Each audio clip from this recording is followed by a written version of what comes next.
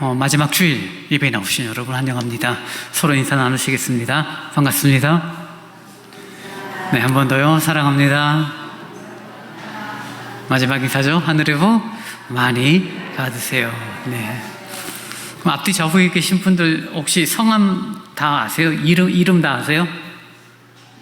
뒤에 계신 분 성함이 어떻게 되시는지, 앞에 계시는 분 성함이 어떻게 되는지 좀 알려고 한번 생각해 보세요. 이름, 누구 엄마 또는 얼굴 20년, 30년째 보고 있지만 이름을 모르는 경우도 많더라고요. 이름 알고 또 서로 집에서 기도하고 그런 모습들이 있었으면 좋겠습니다. 이제 다 함께 일어나셔서 묵도하심으로 주일 예배를 하나님께 드리겠습니다.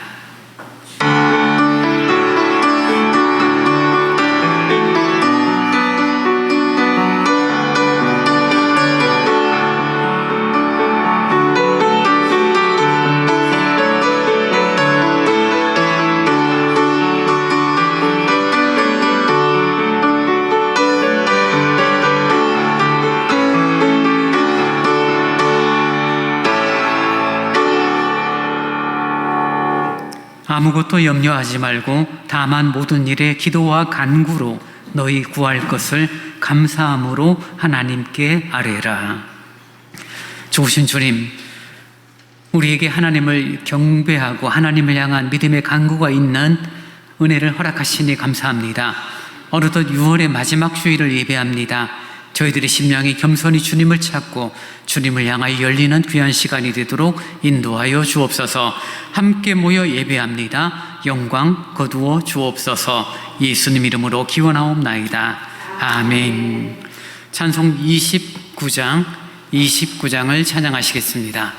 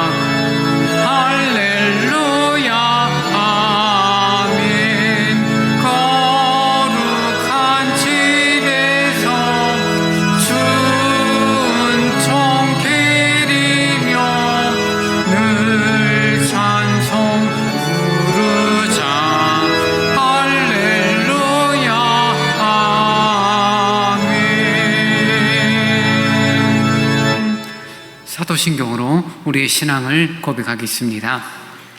전능하사 천지를 만드신 하나님 아버지를 내가 믿사오며 그 외아들 우리 주 예수 그리스도를 믿사오니 이는 성령으로 잉태하사 동정녀 마리아에게 나시고 본디오 필라도에게 고난을 받으사 십자가에 못 박혀 죽으시고 장사한 지 사흘 만에 죽은 자 가운데서 다시 살아나시며 하늘에 오르사 전능하신 하나님 우편에 앉아 계시다가 저리로서 산자와 죽은 자를 심판하러 오시리라. 성령을 믿사오며 거룩한 공회와 성도가 서로 교통하는 것과 죄를 사하여 주시는 것과 몸이 다시 사는 것과 영원히 사는 것 믿사옵나이다. 아멘. 성시교독 26번을 교독하십니다. 내 백성아 들을지어다. 내가 말하리라. 이스라엘아 내가 내게 증언하리라. 나는 하나님 곧 내 하나님이로다.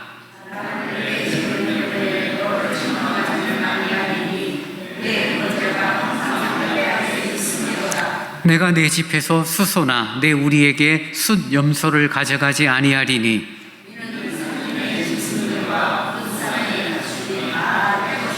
산의 모든 새들도 내가 아는 것이며 들의 짐승도 내 것이미로다.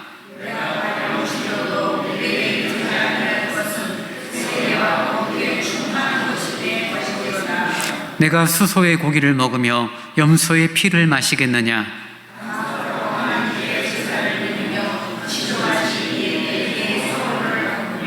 환난 날에 나를 부르라. 내가 너를 건지리니 내가 나를 영화롭게 하리로다.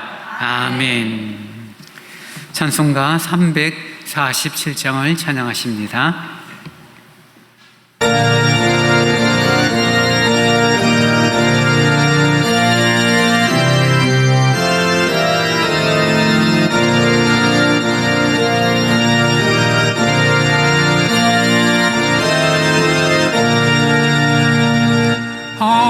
허락하신 새 땅에 들어가려면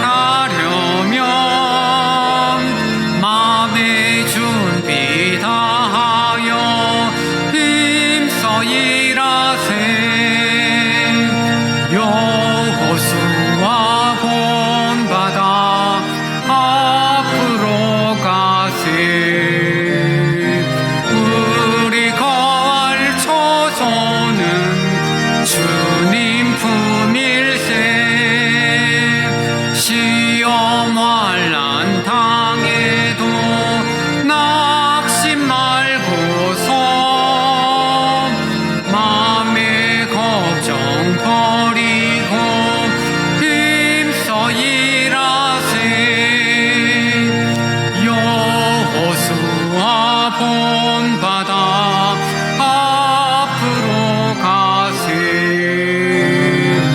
우리 거할 처소는 주님 품일세. 앞서 가신 예수님 바라보면서 모두 마음을 합하여 힘써 일하세. 여호수아 본받아 앞으로 가세. 우리 거할 처소는 주님 품일세. 일할 곳이 아직도 많이 있으니 담대하게 나가서 힘써 일하세. 여호수아 본받아 앞으로 가세.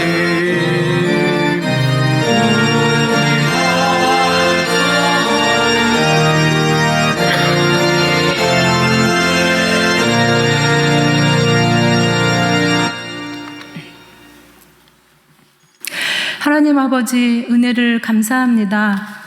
이 시간 저희들이 주 앞에 나와 하나님께 찬송과 기도와 말씀으로 예배를 드리게 하시니 감사합니다.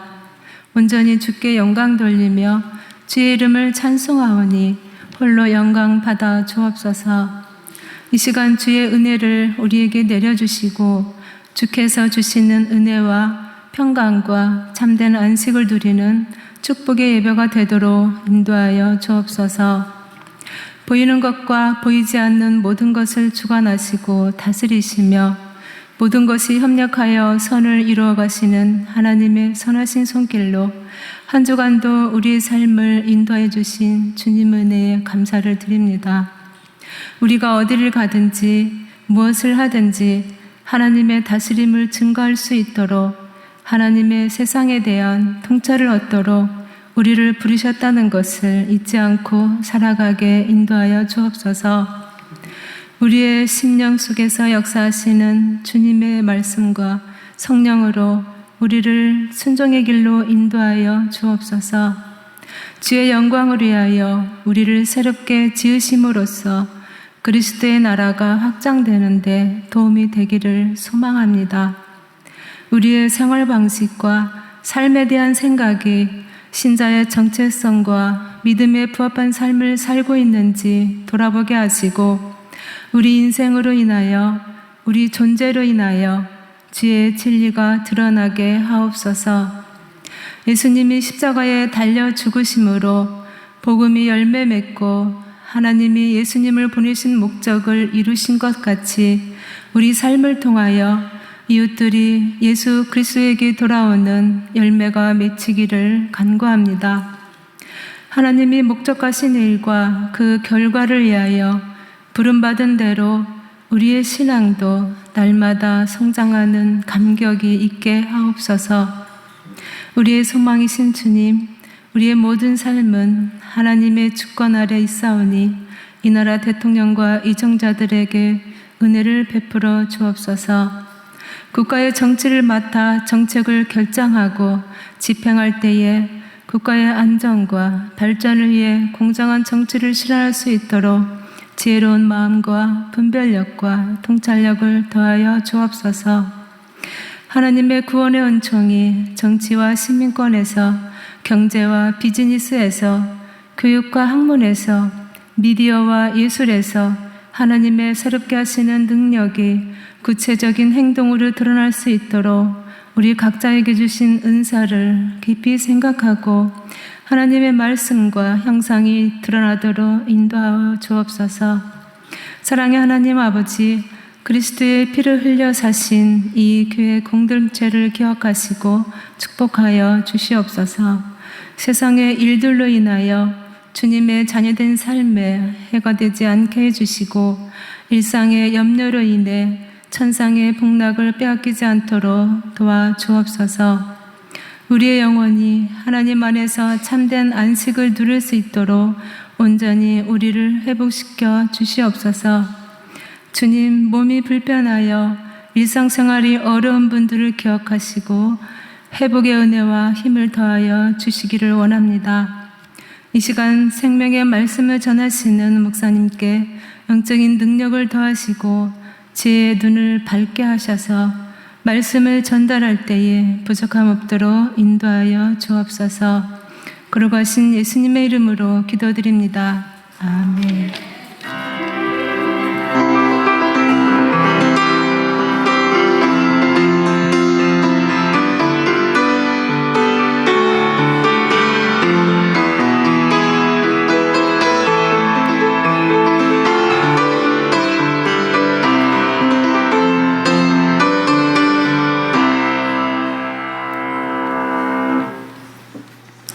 이 시간 우리에게 주신 하나님의 말씀은 여호수아 6장 1절로 14절의 말씀입니다. 여호수아 6장 1절로 14절의 말씀을 제가 봉독합니다. 이스라엘 자손들로 말미암아 여리고는 굳게 닫혔고 출입하는 자가 없더라. 여호와께서 여호수아에게 이르시되 보라, 내가 여리고와 그 왕과 용사들을 내 손에 넘겨주었으니 너희 모든 군사는 그 성을 둘러 성 주위를 매일 한 번씩 돌되 엿새 동안 그리하라. 제사장 7은 7 양각 나팔을 잡고 언약궤 앞에서 나아갈 것이요 7째 날에는 그 성을 7번 돌며 그 제사장들은 나팔을 불 것이며 제사장들이 양각 나팔을 길게 불어 그 나팔 소리가 너희에게 들릴 때에는 백성은 다 큰 소리로 외쳐 부를 것이라. 그리하면 그 성벽이 무너져 내리리니 백성은 각기 앞으로 올라갈지니라 하시매, 눈의 아들 여호수아가 제사장들을 불러 그들에게 이르되 너희는 언약궤를 메고 제사장 7은 양각 나팔 7을 잡고 여호와의 궤 앞에서 나아가라 하고 또 백성에게 이르되 나아가서 그 성을 돌되 무장한 자들이 여호와의 궤 앞에서 나아갈지니라 하시라. 여호수아가 백성에게 이르기를 마침에 제사장 7은 양각 나팔 7을 잡고 여호와 앞에서 나아가며 나팔을 불고 여호와의 언약궤는 그 뒤를 따르며 그 무장한 자들은 나팔 부는 제사장들 앞에서 행진하며 후군은 궤 뒤를 따르고 제사장들은 나팔을 불며 행진하더라. 여호수아가 백성에게 명령하여 이르되 너희는 외치지 말며 너희 음성을 들리게 하지 말며 너희 입에서 아무 말도 내지 말라. 그리하다가 내가 너희에게 명령하여 외치라 하는 날에 외칠지니라 하고 여호와의 궤가 그 성을 한 번 돌게 하고 그들이 진영으로 들어와서 진영에서 자니라.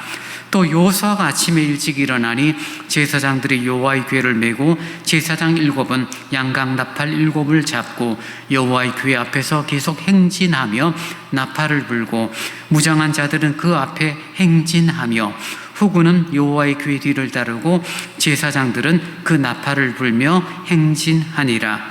그 둘째 날에도 그 성을 한 번 돌고 진영으로 돌아오니라. 엿새 동안 이같이 행하니라. 아멘. 교회 소식 전합니다.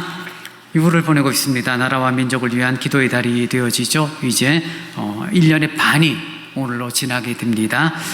예배 전 기도의 수요 집회 계속 진행 중에 있고요. 여러분 기도와 말씀의 자리에 함께 해주시기 바랍니다. 오늘 예배 후에 2, 4분기 정기 제주회로 모입니다. 제주회원들은 자리에 잠깐 남아주시기 바랍니다.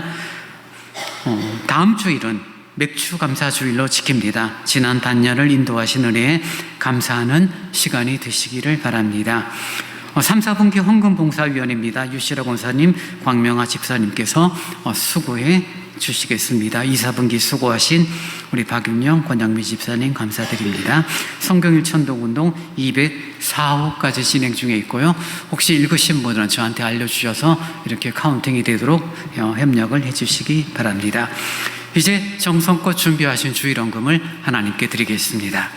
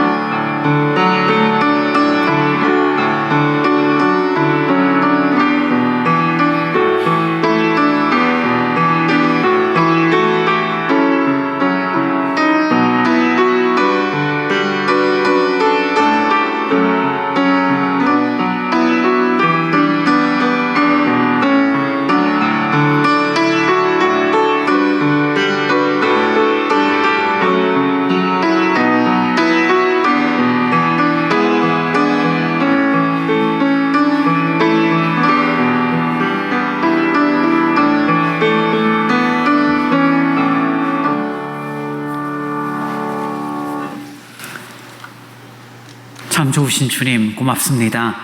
또 한 주간의 삶을 잘 살아가게 하셨고 손에 열매 거두어 하나님 앞에 11조로 감사의 예물로 여러 목적 헌금으로 헌금을 드릴 수 있도록 은혜를 베풀어 주시니 감사합니다. 그저 물질 얼마를 드리는 것이 아니라 믿음과 하나님의 사랑에 대한 감사가 같이 고백되어지는 귀한 예물이 되도록 인도하시고 드린 손길에 주께서 자비로움으로 함께하사 장마와 무더위 가운데 강건함으로 그래서 주어진 일상을 하루하루의 삶을 잘 살아가기에 부족함이 없도록 성실히 살아가기에 부족함이 없도록 하나님께서 함께하여 주옵소서. 우리들의 마음을 붙잡아 주시고 우리의 연약한 육체를 지켜주옵소서. 하나님을 향한 오고 가는 발걸음이 힘이 있어지도록 주께서 인도하여 주옵소서. 감사합니다. 예수님 이름으로 기도하옵나이다. 아멘.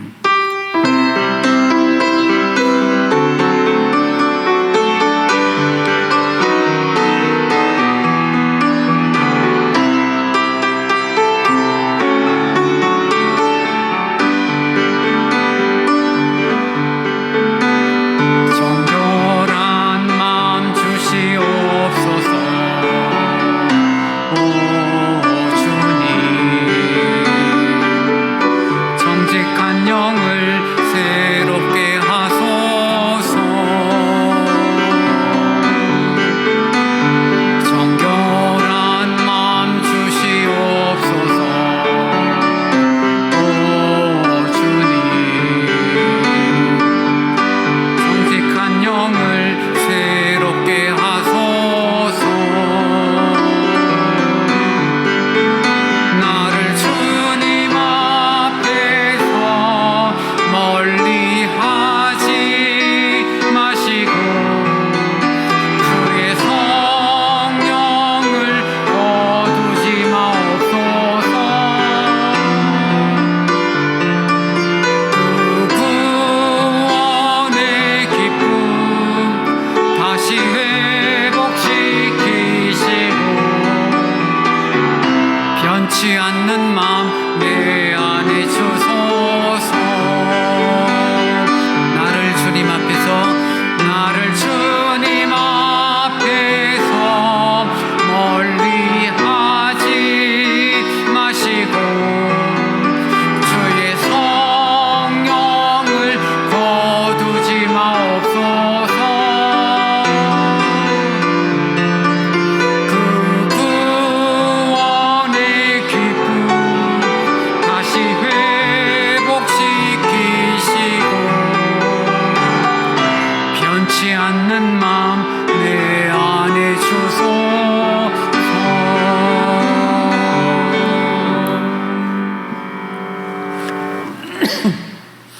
주님 고맙습니다.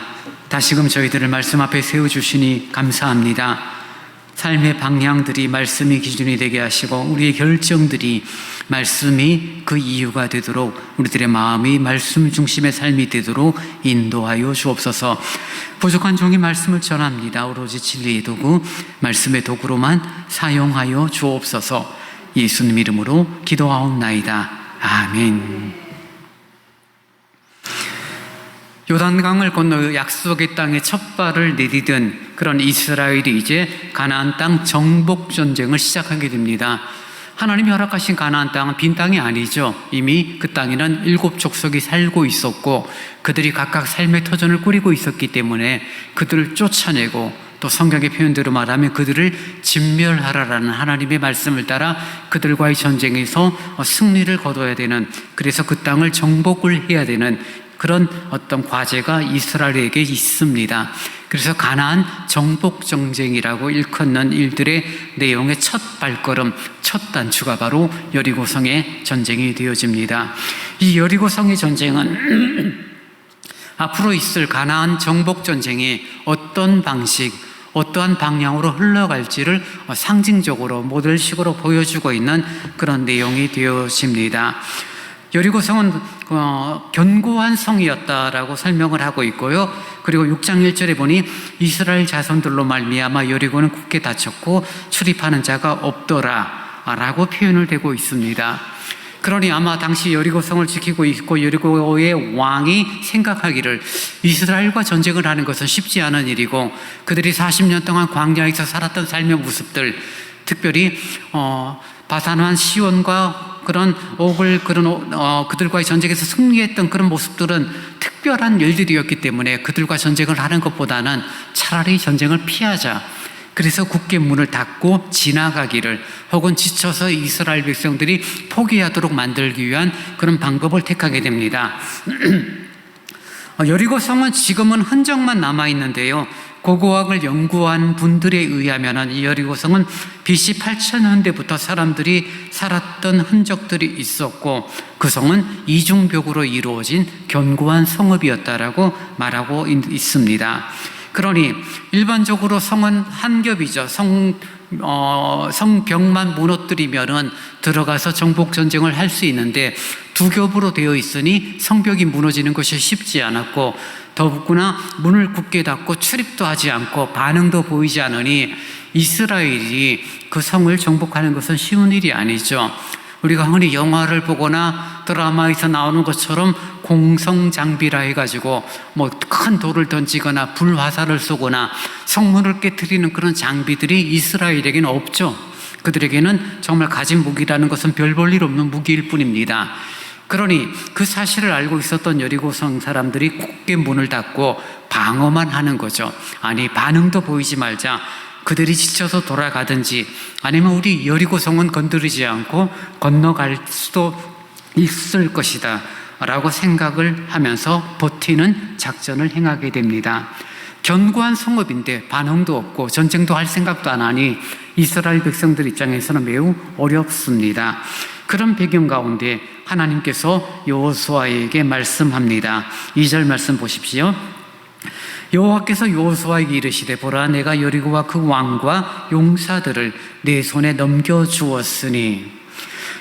하나님께서는 지금 여호수아에게 말하죠. 아무것도 할 수 없는 상황이죠. 어떻게 해야 될지 알 수 없는 상황에 여호수아에게 보라라고 말합니다. 뭘 보라는 말입니까? 그 뒤에 나오는 문장이죠. 내가 여리고와 그 왕과 용사들을 너희의 손에 넘겨주는 것을 네가 보라라고 지금 하나님이 말씀하시는 거죠. 넘겨주다라는 단어는 완료형으로 쓰여져 있습니다. 그러니까 이미 끝났다는 거죠. 아직 전쟁이 시작되지도 않았는데 하나님은 여호수아에게 야, 이 전쟁 이미 네 거야. 그들은 다 너의 포로가 되고 너의 손에 의하여 정복될 것이다 라고 주님은 확신 가운데 이스라엘 백성들, 특별히 여호수아에게 말씀해 주십니다. 여러분, 아브라함을 처음 하나님이 부르셨을 때 가나안 땅을 약속을 하셨고, 그 아브라함 때와 지금에는 약 500년 가까이 시간이 지난 다음이에요. 우리 선조에게 약속한 이 땅을 하나님께서 주시는데 너희의 힘과 너희의 능력으로 그 땅을 얻어나가는 것이 아님을 이 여리고 전쟁을 통하여 하나님은 보여주시는 거죠. 내 힘과 내 능력으로 나의 약속을, 나의 말을 내가 지킬 것이다 라는 그런 의미가 담겨져 있는 여리고 전쟁입니다. 이 전쟁은 내 것이다. 나는 너에게 이미 승리를 줬다라고 여호수아에게 말하고 있습니다. 그렇죠?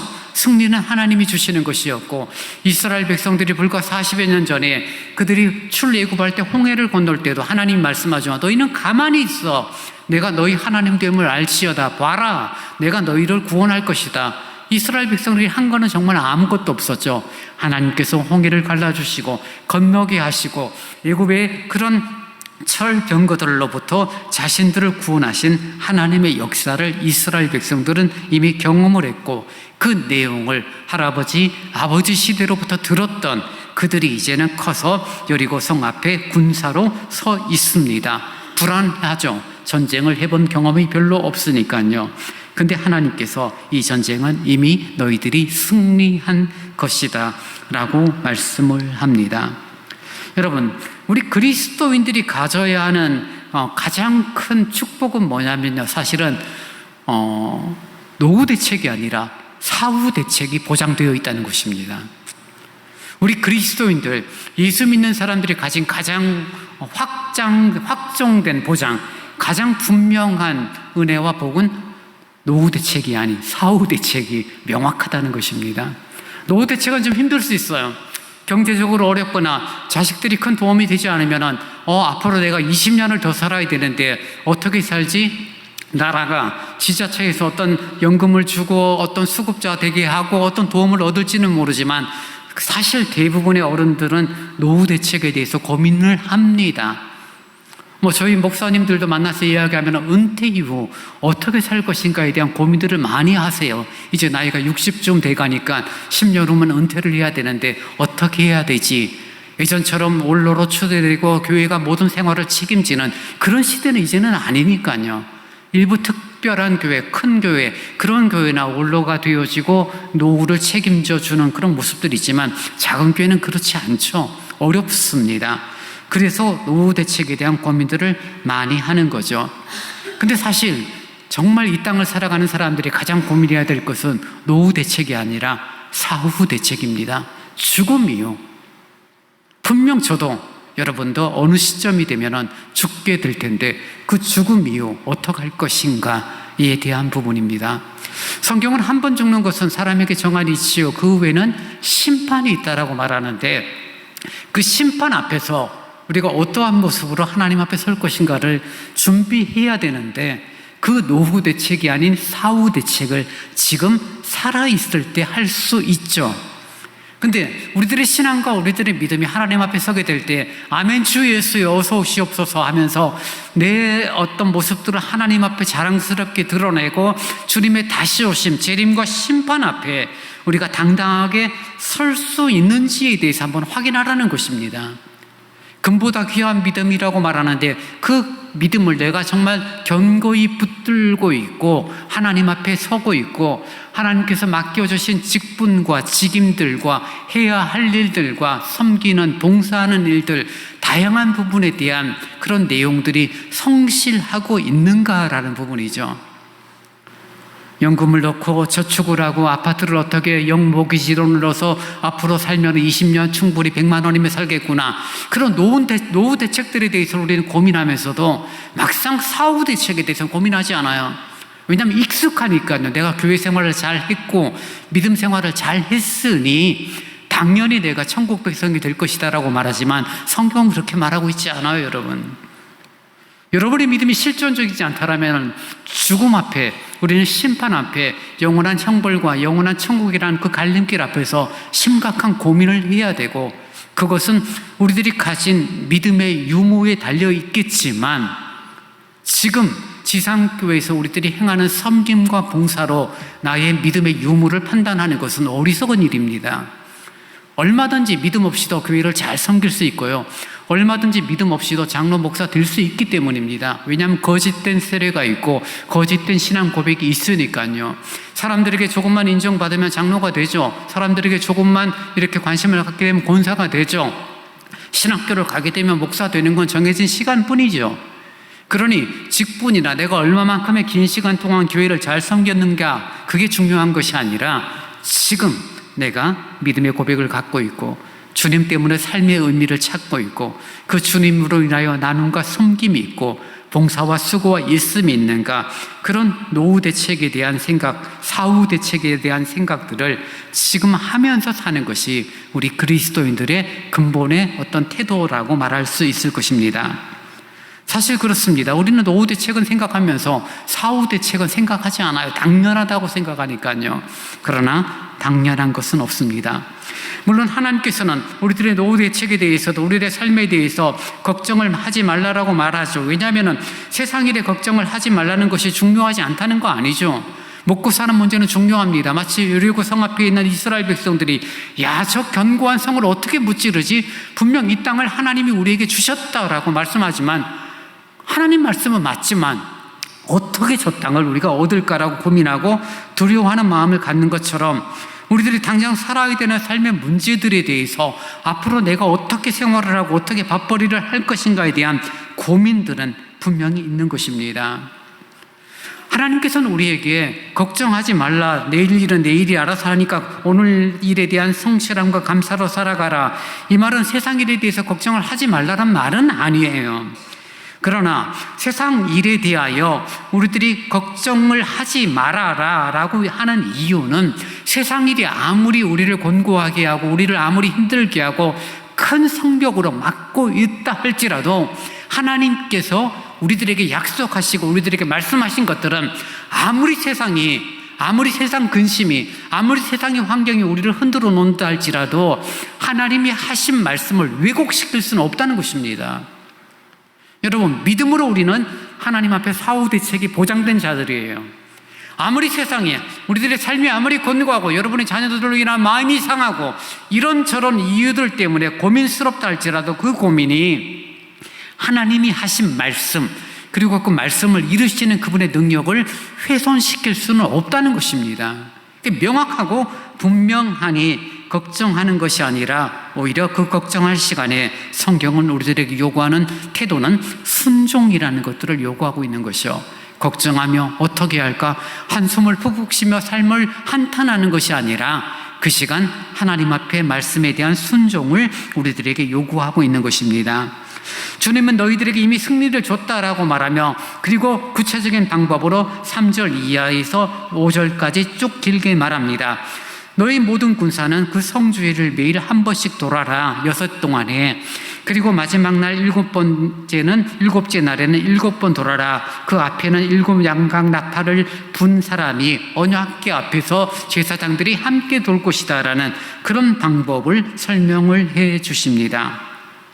이 전쟁은 이미 승리를 얻었으니 걱정하지 말아라고 하나님 말씀하시면서, 그리고 명확하게 방법까지 알려주시죠.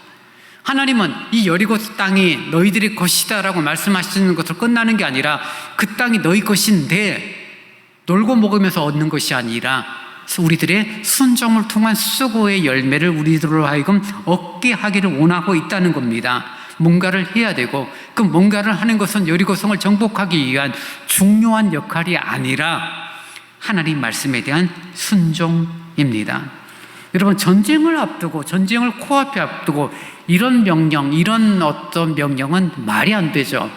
칼을 잘 다듬어라, 말과 기병들을 잘 준비해라, 사람들을 이렇게 해라, A가 이렇게 나가면 B와 C는 옆에서 측면에서 공격을 해서 이렇게 성을 무찌를 것이다, 이런 작전이 나와야 되는데, 지금 하나님께서 이스라엘 백성들에게 말씀하시는 작전은 뭐예요?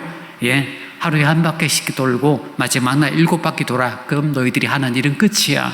그럼 그 땅이 너희의 것이 될 것이다 라고 하나님은 말씀을 하시는 것입니다. 황당한 명령입니다. 하나님이 말씀하셨지만 납득이 되지 않고 이해가 되지 않죠. 사실 저와 여러분은 6장을 읽으면서 편안하게 받아들여요. 왜냐하면 결과를 아니까요. 우리는 이 여리고성의 전쟁이 어떻게 되는지 알잖아요. 한 바퀴 돌았는데 아무 일 없어. 6날까지 한 바퀴씩 도는데 아무 일 없어. 7째 날에서 6바퀴 돌았는데 아무 날 없어. 7바퀴 돌고 난 다음에 명령에 의해서 함성을 외치니 성이 무너져. 얼마나 놀라운 일인지 몰라요. 근데 우리는 이미 결과를 아니까 놀랍지가 않죠. 걱정하지 마. 하루에 한 바퀴 하나님 말씀은 분명하니까 그냥 말씀대로 하면 돼 라고 쉽게 생각하지만, 여호수아와 당시 이스라엘 백성들의 입장이라면 말처럼 쉬운 것은 아니에요. 하나님의 말씀이 능력이 있습니다. 아멘하죠. 하나님 말씀에 놀라운 권능이 있습니다. 아멘합니다. 근데 우리들이 가지고 있는 경험과 우리들이 가지고 있는 상식이라는 게 있죠, 여러분. 하나님께서 기상천외한 방법으로, 생각지 못한 방법으로 이끌어 가신다라면 우리는 의아해할 수밖에 없는 거죠. 전쟁을 하는데 그냥 성을 한 바퀴 돌아라? 여리고성은 고고학자에 의하면 대략 한 바퀴 도는 어떤 거리가 약 4km 정도가 된다고 해요. 4km면은 여기서 마들역 정도까지 갔다가 오는 거, 태릉 입구역까지 갔다가 오면 한 4km 될란가요? 그거를 이스라엘 백성들 도는 거예요. 약 200만 명 가운데 군사들, 전쟁을 할 수 있는 사람은 한 40에서 50만 정도라고 생각할 수 있겠죠. 7 제사장들이 7 양바들과 앞에 섭니다. 그리고 그 뒤에 하나님의 말씀인 법궤가 담겨져 있는 언약궤가 뒤를 따라요. 그리고 나머지 이스라엘 군사들이 또 쫓아가요. 줄 서는 데만 해도 이미 4km가 넘을 것 같아요. 그러니 한 바퀴 도는 거 4km, 군인에서 4km는 40분, 1시간 거리입니다. 근데 일반인들이 걸으면 보통 3시간 정도라고 추정을 해요. 그 3시간 한 바퀴 도는 거예요, 여리고성. 아침에 출발합니다. 한 바퀴 돌아요. 근데 출발해서 돌아오는데 아직 출발도 못한 사람들이 잔뜩 있어요. 그래서 이 사람들이 다 돌고 돌아올 때까지 걸리는 시간이 하루 종일이죠. 근데 하루, 이틀, 3일, 4일, 그리고 7일째는 7바퀴를 돌아요. 7바퀴를 돈다는 말은 무슨 말입니까? 한 바퀴 도는데 약 3시간 잡는다면 7바퀴를 돕는다는 건 21시간을 걷는다는 이야기예요. 아침 이른 시간부터 밤새도록 걷는 거죠. 새벽 시간까지 걷는 것입니다. 온 이스라엘 백성들이, 여자와 아이들을 뺀 그런 군인들이, 그들이 걷습니다. 21시간 동안 걸어요. 그리고 함성이 있게 되면 그 성읍이 무너지게 되니 그 성을 너희들이 취하라 라고 말씀을 하십니다. 하나님은 이 말씀을 여호수아를 통해 이스라엘 백성들에게 전해집니다. 이스라엘 백성들은 우리는 결과를 알고 있죠. 그들 말씀대로 행해요. 한 바퀴 도니까 요만큼 성벽이 갈라지고, 두 바퀴 도니까 조금 더 갈라지고, 세 바퀴 도니까 이만큼 갈라지고, 여섯 바퀴쯤 도니까 부서지기 직전이었고, 일곱 바퀴 도니까 무너지는 그런 식이 아니었죠. 아무런 표가 나지 않아요. 하루, 이틀, 3일, 6일이 돌아도 아무런 문제가 생기지 않아요. 7일째 됐습니다. 7일째는 뭔가 달라지겠지만 여전히 달라지지 않아요. 6바퀴를 돌았어요. 18시간을 걸었어요. 달라지지 않아요. 이제 21시간, 마지막 한 바퀴를 돌고 난 다음, 마지막 끝타임이 돌아오고 나서 여호수아가 명령을 내리죠. 외치라고. 큰 함성 가운데 여리고성은 무너집니다. 하나님은 왜 이런 방법, 이런 식으로 지금 여리고의 전쟁, 아니 약속의 땅에 들어가서 첫 번째 행하는 가나안 정복 전쟁의 첫 단추를 이렇게 꿰기를 원하실까? 우리는 분명히 기억해야 되는 내용이 있는데, 그것은 하나님이 원하시는 뜻, 바로 내가 너희에게 이미 승리를 주었지만 너희들은 나의 말에 순종하고 믿고 따라오라라는 순종에 대한 태도를 요구하고 계시는 것을 우리는 이해해야 합니다. 여러분, 하나님의 명령에 합당하면 누구나 오케이 하죠. 예, 주님 그렇습니다. 제가 하겠습니다. 안 할 사람 아무도 없어요. 근데 만약에요, 하나님의 명령이 황당무계예요. 말도 되지 않아요. 그런 오다가 우리들에게 전해졌다라면 우리들은 어떠한 태도, 어떠한 마음을 가질까요? 하나님 직접 말씀은 안 하시니까 일단은 좀 너무 거창하고 하고, 교회에서 어떤 일을 결정했는데 당회가 말도 안 되는 결정을 한 거예요. 그래서 여러분들에게 이렇게 하려고 합니다. 여러분들의 협력을 요청합니다. 근데 아무리 봐도 상식적이지 않아. 아무리 봐도 합당하지 않아. 이건 말도 안 되는 건데, 이거는 엉터리인데, 이런 생각이 들 때 여러분, 흔쾌한 순종이 여러분의 마음 가운데 드러나겠습니까? 맞아. 이건 교회를 위한 일이 맞아. 이거는 교회를 위한 일이 맞으니까 우리가 협력해야지. 상식에서 어긋나지 않고 우리들이 살았던 삶의 가치에서 어긋나지 않을 때 우리는 흔쾌하게 동의를 하고 따라가지만, 그렇지 않으면 우리들은 고민하죠. 왜 장로님들이 그렇게 했을까? 왜 목사님이 이런 식의 결정을 하시지? 이건 아니지 않을까? 이런 고민들이 있죠. 만약에 여러분, 지금 하나님께서 여호수아에게 말씀하신 것처럼 말도 안 되는 공격 방법, 7바퀴, 6바퀴 돌아라, 마지막 날에 7바퀴 돌아라, 그럼 그 땅이 무너질 것이다, 이런 식의 내용을 교회가 결정을 해서 여러분에게 공포한다라면 여러분 흔쾌하게 동의하시고 따라오시겠습니까? 믿음을 갖고 있고 하나님에 대해 의심하지 않죠. 이스라엘 백성들은 40년 동안 하늘로부터 만나를 먹었어요. 40년 동안 광야 생활 가운데 그들은 물 목말라서 마시지 못한 일이 한 번도 없었어요. 신비죠. 고기가 먹고 싶다니 정말 메추라기가 땅에 쌓일 정도로 하나님께서 고기를 주었어요. 그런 삶을 살았기 때문에 우리 하나님은 말씀하시면 말씀대로 이루시고 말씀을 능히 이루실 능력이 있는 분이다라는 것을 알아요. 그리고 약속의 땅에 들어갑니다. 여리고성의 견고한 성읍이에요. 첫 전투인데 그 전투를 앞두고 하나님께서 지금 여호수아를 통하여 말씀하시는데요. 이스라엘 백성들, 너희들이 얼마만큼 훈련이 되었는지, 너희들이 얼마만큼 강한 힘을 갖고 있는지, 그것이 아니라 너희들이 얼마만큼 나의 말에 순종하느냐, 이 부분을 주님께서 지금 요구하고 있는 것입니다. 하나님은 믿음을 따라 사는 사람을 기뻐 쓰시죠. 믿음을 따라 사는 사람이 어떠한 사람입니까? 훌륭한 직분을 가진 사람이 아니죠. 재능이 많고 유식하고 돈이 많고 경험이 많고 똑똑하고 말 잘하고 세상에서 인정받는 사람이 아니라 오직 하나님의 말씀을 보고 어떻게 보면 꽉 막힌 것처럼 보이지만, 그러나 말씀이라면 오케이 아멘하고 순종하며 나아가는 사람, 주님께서 길을 열어주시지 않았으면 길이 없어. 그래서 오로지 주님만을, 정말 주님 말고는 답이 없는 사람, 그런 사람들을 통하여서 하나님의 놀라운 역사와 하나님의 일이 이루어지고 있다는 것들을 보여주기를 원하고 계신다는 것입니다. 여러분, 하나님을 모르는 사람, 세상 사람들은요, 어떤 사람들을 두려워하냐면 하나님 말씀에 헌신하는 사람을 두려워해요. 예수 믿는 사람들에 대하여 세상 사람들은 예전에 70년대, 80년대 존경이었죠. 왜요? 성실했고 근면했고 그들의 삶이 아름다웠기 때문입니다.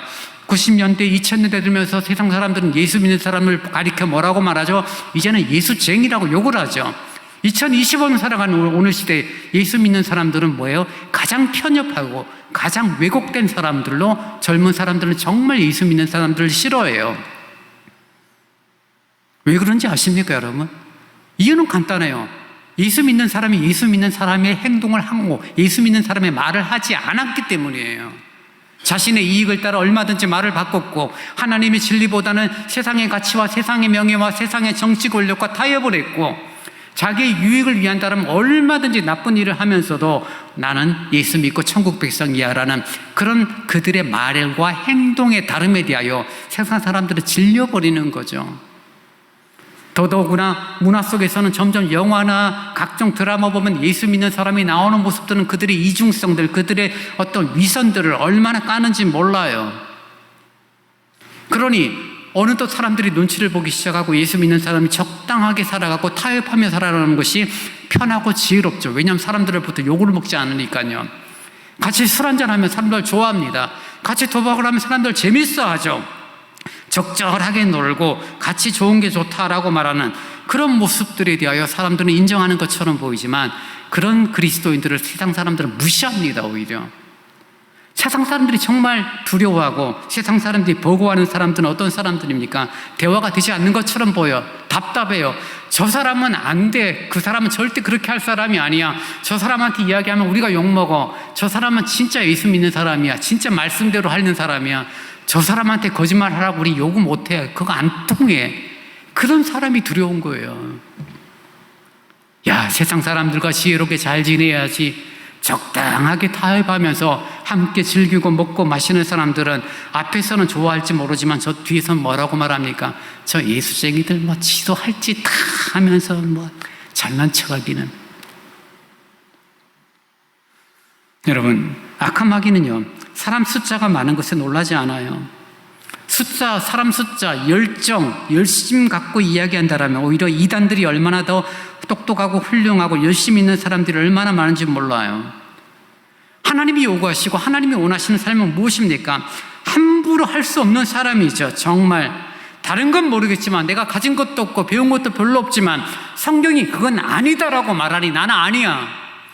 그것 때문에 생겨지는 불이익을 감내하고 그것 때문에 생겨지는 불편함을 감내하고 때로는 손해를 보지만 그럼에도 불구하고 꿈쩍하지 않는 사람들, 그런 사람들을 세상 사람들은 두려워하고 악한 마귀는 무서워하는 것입니다. 같이 흔들리고 같이 놀아주고 같이 재밌게 지내면 다 좋은 게 좋다라고 말하면서 사람들은 좋아하죠. 그러나 뒤에서는 욕하고 악한 마귀는 그것들을 즐기는 모습이 있습니다. 여러분, 우리들의 믿음의 태도, 특별히 하나님 말씀에 순종해 적절한 타협인가 아니면 정말 온전한 순종인가를 자기 자신을 한번 돌아봤으면 좋겠어요. 내 생각과 조금만 다르면 우리는 원망하지 않습니까? 내 생각 조금만 다르면 불평, 불만 드러나지 않아요? 그렇죠? 이스라엘 백성들을 하나님께서는 이상한 방법으로 여리고의 전쟁을 이끌어 나가십니다. 하나님께서는 여호수아에게 언약궤를 앞세웁니다. 제사장들을 앞세웁니다. 제사장을 앞세우고 언약궤를 앞세우는 이유는 무엇입니까? 법궤가 가지고 있는 가장 큰 의미가 무엇이죠? 출애굽하면서 하나님께서 하나님의 말씀을 주십니다. 아론의 쌍난 지팡이를 넣어두었어요. 만나 항아리가 들어있는 그 법궤를 이스라엘 백성들이 항상 앞장서서 메고 다녔죠. 그리고 그 법궤를 가리켜서 사람들은 무엇이라고 말합니까? 하나님이라고 말할 정도로 하나님의 임재의 상징이 법궤, 언약궤가 가지고 있는 가장 큰 의미입니다. 그러니 지금 여리고 전쟁을 앞두고 여리고 성을 도는데 제사장들이 앞장서고 법궤를 들고 한 바퀴 돈다는 건 뭐예요? 누가 지금 여리고 성을 한 바퀴 돈다는 것입니까? 이스라엘 백성들이 한 바퀴 돈다는 의미도 있지만 그 가운데 우리 하나님께서 이 전쟁에 너희와 함께 하고 있다라는 것입니다. 궤가 하나님 임재의 상징, 궤 자체가 하나님은 아니죠. 궤 자체를 법궤를 하나님이라고 생각했던 사울의 아들들의 전쟁이 블레셋과의 전쟁에서 박살나고 법궤를 빼앗기는 것이 뭐예요? 하나님의 법궤를 수단화하고 그것을 도구화했을 때 생겨졌던 정말 추한 역사였죠. 근데 지금은 뭡니까? 그런 관점이 아니죠. 우리와 함께 하신 하나님 임재의 상징인 법궤를 앞세우고 순종하며 여리고성을 돕니다. 오늘 본문에 보면은 번작궤라는 단어가 무려 10번이나 나와요. 보이지 않는 하나님이 보이는 임재의 상징으로 법궤 가운데 함께 하시는 하나님, 그 궤가 앞에 나아가고 그것은 하나님께서 앞서 행하시는 것이고, 그 궤가 이스라엘 가운데 있다는 것은 하나님께서 이스라엘 군대의 중심이 되고 있다는 것입니다. 그러니 지금 하루에 한 바퀴 도는 것, 뭐 의미 없이 생각 없이 도르라니까 도는 그런 관점이 아니라 하나님을 중심에 모시고 하나님과 함께 여리고성을 하루에 한 바퀴씩 돌고 있는 이스라엘의 모습을 우리는 보게 되는 거죠. 사랑하는 여러분, 우리의 삶에 주님이 중심이 되어지고 우리의 삶에 주님이 중심이 되어진다라면 세상 사람들로부터 무가치하게 평가되어진 우리의 말과 행동들, 납득되지 않는 이상한 행동들, 그런 것들은 아무런 문제가 되지 않습니다. 여리고성 사람들은 아마 그럴 거예요. 저 이스라엘 백성들 봐, 정말 그들이 여호와 산 위의 신이라고 일컫는 그 놀라운 신이 함께 하는데 하는 집 봐, 하루에 한 바퀴 돌아요. 야, 비상이 걸리고 막 전투 준비했다가 한 바퀴 돌고 들어가서 자니까 별 볼 일 없는 거죠. 둘째 날, 셋째 날도 하니까 여리고 사람들 얼마나 비아냥거렸겠어요. 저들이 전쟁을 우리와 하려고 하는 걸까, 말려고 하는 걸까? 이 6바퀴 돕니다. 마지막 7바퀴 돌 때까지도 이 여리고성 사람들은 웃죠. 비아냥거리죠. 비웃습니다. 금방 무너지게 될 것이라고 생각지 않으니까요. 근데 이스라엘 백성들은 나와 함께 하신 하나님과 함께 여리고를 돌고 있는 거죠. 이 땅을 이미 너희에게 줬어. 너희에게 승리를 줬어. 내가 보라. 그리고 그들을 통해서 하나님께서는 작은 순종, 어떤 순종요? 말도 되지 않는 명령이지만 그 길을 함께 걷기를 원하는 하나님의 마음을 따라오는 이스라엘 백성들. 말씀드렸죠. 4km예요. 이스라엘 백성들 전쟁에 나가는 모든 사람들 대충 최소로 잡아도 30만 명이라고 생각해 보세요. 30만 명을 몇 년로 세워야 될지는 알 수는 없지만 줄 세우는 때도 몇 시간 걸릴지도 몰라요. 근데 그들과 함께 4km를 한 바퀴 돌아요. 3시간에 걸쳐서 매일매일. 어떤 생각, 어떤 마음이었을까? 이 부분은 다음 주일날 저희들이 함께 말씀을 나누게 되겠지만요, 하나님께서는 지금 가장 원하고 하나님은 가장 기대하시는 것은 이스라엘 백성들의 순종이었다는 것입니다. 이 특별한 전쟁을 통하여 내가 약속의 땅, 너희 선조에게 허락한 땅을 너희들이 얻는 방법은 너희들의 힘과 너희들의 용기와 너희들의 강한 군사력이 아닌 너희들이 얼마만큼 나에 대하여 순종하고 내 말을 따라오느냐에 대한 부분으로 너희들의 대책이, 너희들의 문제가 분명하다는 것입니다. 시작하면서 노후 대책, 사후 대책 이야기를 잠깐 들었죠. 노후 대책은 내가 준비해야 되죠. 사후 대책은 누가 준비합니까? 그거 역시 내가 준비해야 되는 거죠. 또 어떻게 준비합니까? 노후 대책은 결국 어떤 경제적인 부분이라면 사후 대책은 주님이 허락하신 믿음이죠. 납득되지도 않고 때로는 이해가 되지도 않고 그놈의 믿음 때문에 손해도 보고, 차라리 예수 믿지 않았으면 내가 세상에서 떵떵거렸을 텐데 예수 믿는 것 때문에 손해보는 게 내가 얼마인데, 이런 어떤 불편한 마음조차 감내하도록, 그래서 순종의 열매를 얻기를 원하시는 하나님의 방법, 그 방법을 지금 이스라엘로 하여금 기억하라, 잊지 마라, 첫 단추가 바로 순종이다 라고 말씀하시는 거죠. 그래서 얻어지는 너희들의 삶의 터전이 바로 약속의 땅, 가나안 땅이고, 그 땅을 너희들이 앞으로 전쟁 가운데 얻게 되겠지만 그 전쟁은 중요하지 않아. 순종하면 그 땅은 너희의 것이야. 그러나 만약에 순종치 않으면 그 땅에서 너희들은 곤고한 일을 당하고 그 땅이 너희를 토해내는 안타까운 일이 있을 거야. 그 내용이 신명기에 이어지는 하나님의 메시지인 겁니다. 그런데 여러분, 사후 대책이 보장되어 있다라고요? 내가 얼마만큼 교회를 오래 섬겼다고 내 직분 때문에 내가 천국 백성이라고 확신할 수 있나요? 아니에요, 여러분. 장담할 수 없습니다. 지금 내가 실존적인 믿음으로 교회를 사랑하고 성도들을 사랑하고 복음을 위한 수고와 있음이 있느냐 없느냐, 이 부분을 여러분 심각하게 고민하셔야 합니다. 내가 순종하고 있는가? 작은 일에 순종하지는 못하면서 하나님 말씀 앞에 우리들이 이스라엘 백성처럼 이런 순종 가능할까요? 아닐 거예요. 아마 대부분 다 원망할 거예요. 아니, 목사님 그 많고 많은 것 중에서 왜 하필이면 이렇게 의미 없이 하루에 4km씩 돌라고 하세요? 힘들어요. 아니, 대표만 돌든지 20만 명, 30만 명이 돌려고 하니까 줄 서다가 하루가 다 가는데요. 마지막 일주일날 원망이 극에 달할 거예요. 아니 1시간도 아니고 2시간도 아니고 18시간, 21시간을 걷게 하시는 이게 뭐냐라고 아마 다 따질 거예요. 주님은 우리들의 원망과 불평을 넘어선 순종을 통하여 예비된 승리를 누리고 그 승리가 만끽되어지기를 기대하고 있는 것입니다.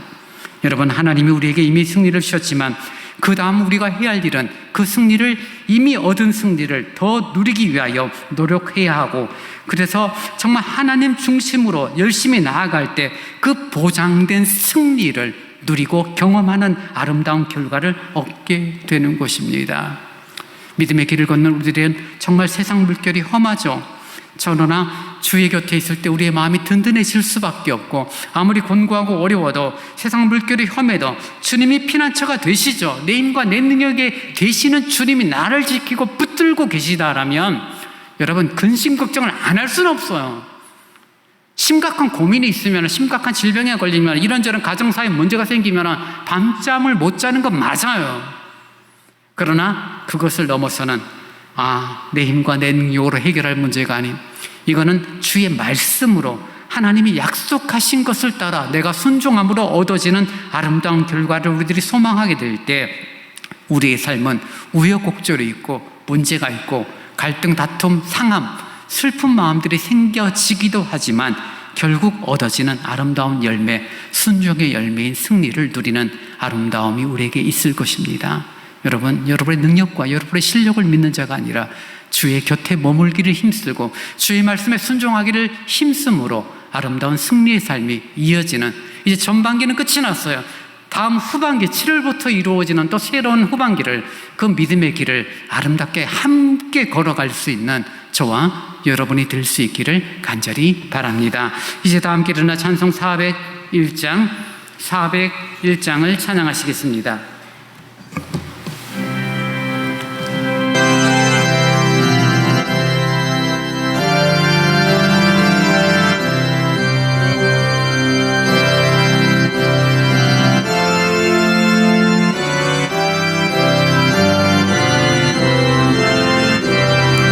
주의 곁에 있을 때 마음이 든든하오니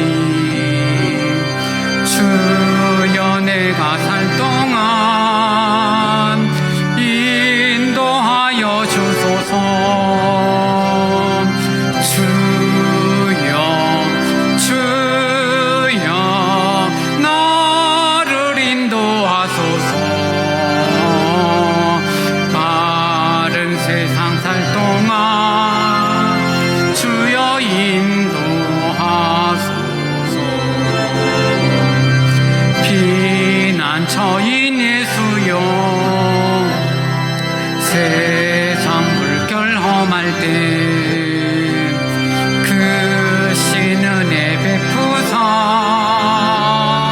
나를 숨겨주소서. 주여 나를 인도하소서. 바른 세상 살 동안 주여 인도하소서. 세상 풍파 지난 후 영화로운 나라와 없는 곳으로 들어가게 하소서.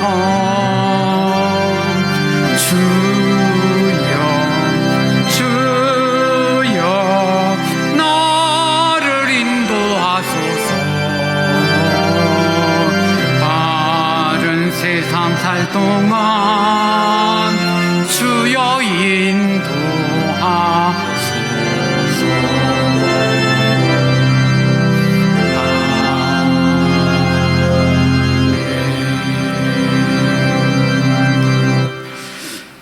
이 시간 우리 함께 기도할 때 정말 주의 곁에 머무는 나의 신앙, 순종하는 나의 믿음이 되도록 인도해달라고 기도하십시다. 하나님이 허락하신 승리는 내 힘, 내 능력이 아니죠. 주의 말씀에 순종하는 것입니다. 주의 곁에 머무는 것입니다.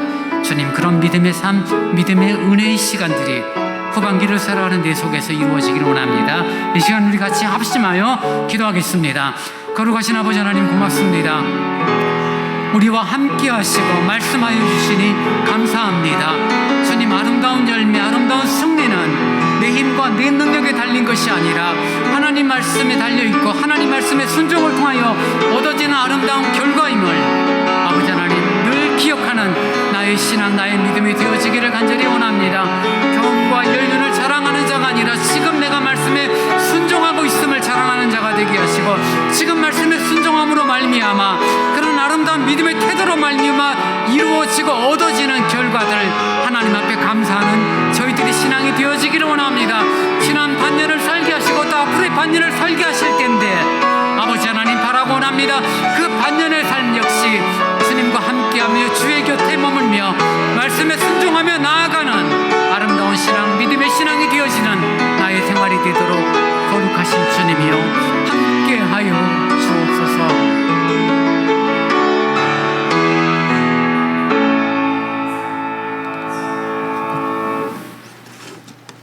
지금은 우리 주 예수 그리스도의 은혜와 우리 아버지 하나님의 무한하신 사랑하심과 성령님이 함께 하시며 위로하시며 서로 교제케 하심이 주의 곁에 머물며 말씀 안에 거하여 참다운 순종을 통하여 주님이 허락하신 놀라운 승리의 열매를 누리고 얻기를 원하는 오늘 예배 참여한 모든 성도들 위해 이제로부터 영원토록 함께 있을지어다.